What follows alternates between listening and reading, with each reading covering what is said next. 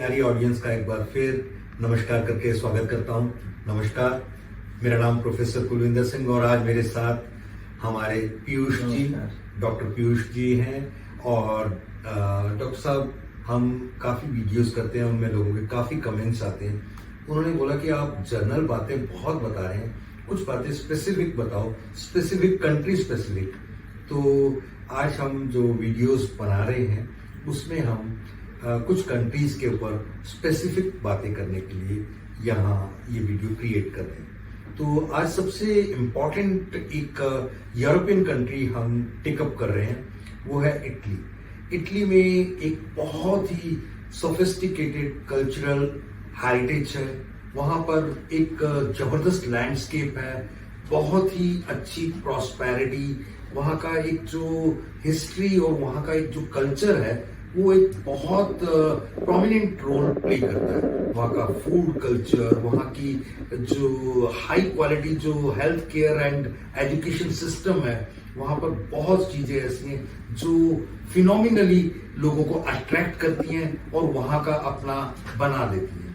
वहाँ के लोग बहुत वेलकमिंग हैं, बहुत कर्टसी है उनमें, और वो बहुत ही मिलनसार है। वहाँ पर इतना कल्चरल एक वैल्यूज है कि उनके कल्चर को अगर आप टेकअप करके साथ में चलते हैं तो आपको भी वहाँ की एक जो खुशबू है वो आपको वहाँ पर इंस्पायर करती है, वहाँ पर रहने के लिए, अपने बच्चों को भेजने के लिए, वहाँ की एजुकेशन सिस्टम और वहाँ के जो वर्क सिस्टम में इन्वॉल्व होने के लिए। बहुत सारी अच्छी चीजें हैं, बहुत सारी चीजें ऐसी हैं जिनका प्रिकॉशन लेके चलना चाहिए। अगर हम प्रिकॉशन नहीं लेके चलते तो वही एक पर्टिकुलर चीज हमारे लिए, जो कहते हैं ना कि हमारे पंजाबियों में कहा जाता है, कोई चीज जैसे दाल ही हो गई, माँ की दाल। माँ की दाल कईयों को बहुत स्वादिष्ट और कईयों के लिए बहुत भयंकर नुकसानदायी। तो एक चीज जो किसी के लिए बहुत अच्छी हो सकती है, वही चीज किसी के लिए बहुत अच्छी ना भी हो। इसके लिए मैं पीयूष जी को, जो कि एक बहुत रिच एक विजडम लेके हमारे साथ रहते हैं हमेशा, मैं रिक्वेस्ट करूंगा पीयूष जी आपको कि आप हमारे ऑडियंस को इटली, जो कि एक बहुत ही पुराना कंट्री है, इतना पुराना कि उसकी कल्चर को देखा जाए तो उसकी रिचनेस हमारे इंडिया के बराबर ही कही जाती है। बिल्कुल। तो वहाँ अगर हम बच्चे इमिग्रेट करें for any reason, like for work visa, for education visa, for PR, for anything they want to move there, वहां सेटल होना चाहते हैं, तो आप उनके कुछ प्रोज थोड़े से मैंने भी बताए, कुछ कॉन्स जो कि आपके हिसाब से बहुत इंपॉर्टेंट रहने वाले हैं, कृपया बताएं तो अच्छा लगेगा। बिल्कुल, थैंक यू। तो सबसे पहले इटली का आपने बताया, मैं भी उसमें थोड़ा सा ऐड ऑन कर दूं जी।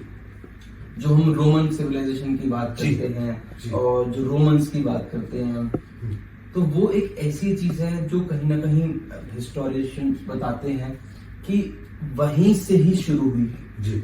तो एक इतना पुराना हेरिटेज है हमारा इटली में, और उन्होंने प्रिजर्व भी कर रखा है। जैसे इंडिया में है, हमने प्रिजर्व भी बहुत कुछ कर रखा है, ऐसे इटली में भी है और बहुत कुछ प्रिजर्व है। बहुत ही सुंदर देश है और मैं बहुत घुमा हूँ इटली में भी, तो मैं अपने एक्सपीरियंसेस से शेयर कर सकता हूँ कि आप जब वहाँ जाएंगे तो आपको प्यार हो जाएगा उस देश से। वो इतना सुंदर देश है। अरे वाह। पर जब भी हम सुंदरता की बात करते हैं या देश की बात करते हैं, तो हर जगह अच्छी चीजें भी हैं और खराब चीजें भी हैं। और अब जब हम एक कंट्री में जाके रहने की सोचते हैं, तो हमें ये समझना चाहिए कि हमारा सोच और उस कंट्री की सोच कैसी है, कहाँ कहाँ पे डिफरेंस है और कैसे हम उसको मैच कर सकते हैं। तो सबसे पहले जाने के तरीके कुछ समझ लेते हैं। ठीक है। लोग यूजुअली जाते कैसे कैसे हैं, या तो वो पढ़ाई के लिए जाएंगे, स्टडी वीजा पे जाते हैं यूजुअली, या फिर वो वर्क वीजा पे जाते हैं जी। यहाँ से डायरेक्टली PR लेने के बहुत कम तरीके हैं, जिसमें से एक तरीका होता है कि आप वहाँ पे इन्वेस्टमेंट करें जी। तो वो इन्वेस्टमेंट बहुत ज्यादा होती है, बिजनेस इन्वेस्टमेंट वो बहुत ज्यादा होती है, इसलिए यूजुअली लोग जो है दो तरीके सबसे ज्यादा प्रेफर करते हैं, one is study and one is work visa. अब हम सबसे पहले स्टडी की बात करते हैं। स्टडी पे वहां जाने में क्या क्या एडवांटेजेस है। सर इतनी अच्छी अच्छी यूनिवर्सिटीज, एक एग्जांपल देता हूँ मैं आपको, यूनिवर्सिटी ऑफ पडुआ। वाह, मेरे ख्याल से वर्ल्ड की सबसे पुरानी यूनिवर्सिटी, 800 साल पुरानी यूनिवर्सिटी है और वर्ल्ड में टॉप 160 के अंदर वो यूनिवर्सिटी आती है, फीचर करती है। और हम फीस की बात करें अगर, तो फीस आप उसकी मानेंगे सिर्फ 2 लाख रुपए साल की फीस, इंडियन रुपीज में बता रहा हूँ मैं आपको जी, 2000-2500 यूरो, दैट्स इट। इतनी उसकी इंडियन फीस है। यूनिवर्सिटीज के फीस के इक्वल है, बिल्कुल, शायद उससे भी कम। शायद उससे भी कम। और बहुत ही अच्छा स्टैंडर्ड है पढ़ाई का, आपको पढ़ाई वहाँ पे करने में एकदम मजा आ जाएगा। वेनिस एक रिकॉग्नाइज्ड है all over world, of course, पूरे वर्ल्ड में से टॉप 150 में आ रही है जब यूनिवर्सिटी, तो रिकॉग्नाइज तो है ही है। और अगर आप इसकी लोकेशन का मैं बताऊं आपको, तो वेनिस जो है वो एक दुनिया का स्वर्ग माना जाता है। तो वेनिस से जस्ट आधे घंटे की ड्राइव है जहाँ से हम बडुआ पहुंच सकते हैं। इसी तरीके की और बहुत सारी यूनिवर्सिटी, सत्येंद्र यूनिवर्सिटी 700 साल पुरानी यूनिवर्सिटी है, और बहुत सारी ऐसी यूनिवर्सिटीज हैं इटली में जिसमें पढ़ाई टॉप नॉच, बहुत अच्छी पढ़ाई है, और फीस आज के डिमांडिंग कोर्सेज, आज के डिमांडिंग कोर्सेज के साथ फीस बहुत कम। तो ये एक बहुत ही अच्छा तरीका है इटली में जाने का और वहां पे अच्छी पढ़ाई लेने का। ठीक है, अब इसके एडवांटेजेस और डिसएडवांटेजेस दोनों बता देते हैं। जी जी। एडवांटेजेस ऑफ कोर्स बहुत अच्छी पढ़ाई है, इटली में आप जा रहे हैं, आपको एक बहुत रिच कल्चर, रिच हेरिटेज मिलेगा, और आपको पार्ट टाइम वर्क की अपॉर्चुनिटी जरूर मिलेगी वहाँ पे। आप पार्ट टाइम आप अपनी कमाई से फीस, कमाई से आपकी फीस निकल सकती है जी, तो ये इजीली हो सकता है। पर वहीं पे अगर हम कॉन्स की बात करें, ये प्रॉब्लम्स कहाँ कहाँ आ सकती हैं। इटालियन जो कल्चर है उसमें यूज टू होना थोड़ा सा टाइम लगाएगा जी। जब भी आप मान के चलिए कि कोई नया बच्चा जा रहा है तो उसको सेटल होने में टाइम लगेगा। मेरे को सुनने में आया कि वहाँ का जो पेपर वर्क है, ब्यूरोक्रेटिक हर्डल्स हैं, वो कुछ ज्यादा ही नहीं है, काफी ज्यादा।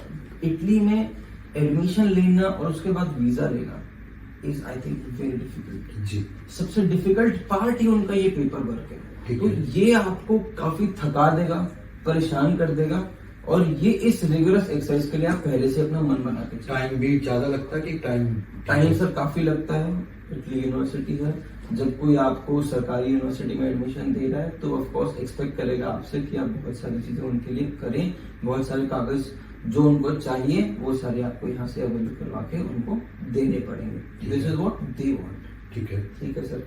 तो ये एक बहुत मेजर प्रॉब्लम है इस टाइम पे इटली में, वो जरूरी भी है करनी, और इसी चीज के लिए, इसी प्रॉब्लम को ओवरकम करने के लिए जो कंसल्टेंट्स हैं जो सिर्फ इटली का काम कर रहे हैं उनके पास जाना बहुत जरूरी है, क्योंकि जब एक रास्ता जिगजैग होता है, बहुत टेढ़ा होता है, तो उस पे चांसेस आपके भटकने के बहुत ज्यादा बढ़ जाते हैं। मैं यहाँ एक बात ऐड करना चाहूंगा आपकी परमिशन से। अपने ऑडियंस को मैं बता दूं कि यूरोपियन कंट्रीज जैसे इंग्लिश स्पीकिंग कंट्रीज में बहुत लोगों की बहुत सारी अच्छी एक एक्सपर्टाइज होती है, मगर यूरोप एक ऐसा कंट्री है जहां पर बहुत लोगों की बहुत सारी एक्सपर्टाइज नहीं है, और उनमें से ये एक शेनिगन कंट्री है, यूरोपियन कंट्री है इटली, जिसकी हमारे पीयूष जी की, हमारी पूरी टीम की बहुत शानदार एक्सपर्टाइज है। उसका फायदा मेरे हर एक ऑडियंस को लेना ही चाहिए। जी, आप अपनी बात कंटिन्यू। जी जी जी। उसके बाद सर हम दूसरी बात करते हैं वर्क वीजा की। जी, वर्क वीजा भी अपने आप में एक बहुत डिफिकल्ट चीज होती है जी। पर अगेन अगर आपकी जॉब लगती है तो आपको एक अच्छा पे मिलता है वहाँ पे। जी जी जी। आपको अकोमोडेशन भी एम्प्लॉयर यूजुअली दे ही देता है, तो आपके रहने का और आपकी जॉब का तो सॉर्टेड रहता है सिस्टम। पर उसमें कुछ मेजर प्रॉब्लम्स हैं आज की डेट में जी। एक ये कि बहुत ज्यादा फ्रॉड चल रहा है सर, बहुत ज्यादा। ओके, आपको बोला जाएगा कि जॉब है, आपको बोला जाएगा वीजा लगेगा, पर ना तो जॉब होती ना ही वीजा असली होता। वीजा उसका अंडरस्टैंड कैसे किया जाए कि वो वहां पर है या नहीं है?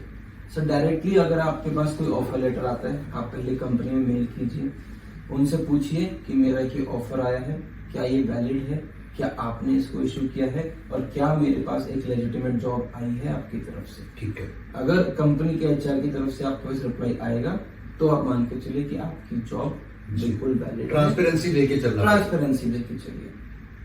सेकेंडली, हम हर वीडियो में ये वाली चीज बोलते ही हैं कि मान लीजिए कोई जॉब के लिए आप किसी कंसल्टेंट के पास जा रहे हैं, तो आप उससे पूछे कि आपके पास पावर ऑफ अटॉर्नी है, क्या आपके पास लाइसेंस है जॉब प्रोवाइड करवाने का, आप किस बेसिस पे मेरे को जॉब प्रोवाइड कर रहे हैं, या फिर अगर आप कंसल्टेशन भी कर रहे हैं। मेरे को लगता है कि कहीं ना कहीं हमारे 80% सिस्टम को ही क्रैश करने के वीडियोस बना रहे हैं। जितने लोग काम कर रहे हैं उनमें 80% तो पहले प्रॉपर्टी का काम करते थे, कोई ऐसा काम करते थे जो काम नहीं चला तो इस काम में आ गए, तो कोई उनके पास तो कुछ होता नहीं है। सर तो इसलिए तो बोलते हैं कि इमिग्रेशन का जो इस टाइम पे बिजनेस है बहुत ग्रे है, बहुत ग्रे है। क्यों इतने फ्रॉड चल रहे हैं? क्योंकि ना लोग कुछ बताना चाहते हैं, ना ही लोग कुछ सुनना चाहते हैं। वो सिर्फ एक ही चीज सुनना चाहते हैं कि मेरा वीजा आ जाएगा, मेरा वीजा आ जाएगा। और जो इंसान उनको बोलते हैं हाँ 100% वीजा आएगा, वो उस पर विश्वास कर लेते हैं। ये बहुत एक मेजर प्रॉब्लम है। लोगों को भी अपनी सोच बदलनी चाहिए। वीजा किसी के हाथ में नहीं है except for the embassy. Embassy एक लौती ऐसी एंटिटी है जो वीजा आपको देती आपने है। एम्बेसी का नाम लिया तो हम वीडियो को ज्यादा लंबा भी नहीं करना चाहेंगे। इस प्रोसेस में कहाँ कितनी चीजें होती हैं और किन चीजों का हमें ध्यान रखना चाहिए, हमारी ऑडियंस को ध्यान रखना चाहिए, ये बताए तो हम इसको वीडियो को वाइंड अप की तरफ लेके जाए। सर पूरे प्रोसेस में सबसे पहले अगर आप इटली चूज कर रहे हैं, आपको इटली का बैकग्राउंड कहाँ पे आप जाना चाहते हैं वो सारी चीज रिसर्च करनी चाहिए। आपको पहले अपने माइंड को प्रिपेयर करना चाहिए कि हाँ आप इस चीज के लिए तैयार हैं, आप वहां जाके अडेप्ट कर सकते हैं, आपको वहां जाके दिक्कतें नहीं आएंगी। दिक्कतें नई जगह जा रहे हैं तो ऑफकोर्स आनी है, लेकिन आनी है, पर अगर सिस्टमेटिकली आप टेकअप कर पाएंगे, मेंटली प्रिपेयर्ड होते हैं कि हाँ ये चीजों में ये दिक्कतें आ सकती हैं, तो आप मेंटली प्रिपेयर्ड होते हैं और आप उनको फेस करने के लिए ज्यादा अच्छे से तैयार रहते हैं। ठीक है। रही बात डॉक्यूमेंटेशन की कि अगर आप चाहते हैं कि स्टडी वीजा पे जाएं तो एक अच्छा कंसल्टेंट जरूर लीजिए।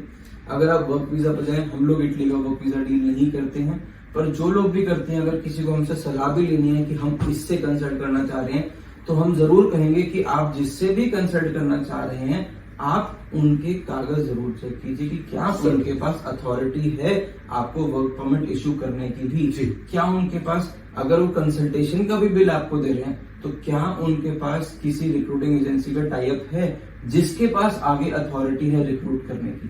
तो ये एक बहुत मेजर चीज है कि अगर आप इटली में वर्क वीजा पे जा रहे हैं तो डॉक्यूमेंट जरूर चेक कीजिए, वैलिड जॉब है कि नहीं है वो चेक कीजिए, ताकि आप वहां पे जाके आराम से अच्छे से सेटल हो पाए। जो पॉजिटिव पॉइंट है उनकी तरफ ज्यादा फोकस किया जाए और नेगेटिव पॉइंट जो है वो आप मेंटली प्रिपेयर्ड होकर ओवरकम कर सकते हैं। टैक्स लाइबिलिटीज और टाइम ड्यूरेशंस और कई चीजें ऐसी होती हैं जो कि by the passing of time आपको पता लगती है, तो उन चीजों के बारे में प्री हैंड हमारे को एक ब्राउशर या कोई एक ऐसी कोई चेकलिस्ट मिल सकती है? बिल्कुल मिल सकती है सर। क्या होता है, हर कंट्री का टैक्स सिस्टम अलग होता है, और अगर आपको मान लीजिए हम यहाँ पे कहते हैं कि आपको 2 लाख रुपए मिल जाएंगे, तो 2 लाख रुपए का मतलब ये नहीं होता कि 2 लाख रुपए आपके अकाउंट हाथ में आएंगे, कट के आएगा। एग्जैक्टली। तो आपको ये हमेशा पूछना चाहिए कि इस कंट्री का टैक्स सिस्टम क्या है।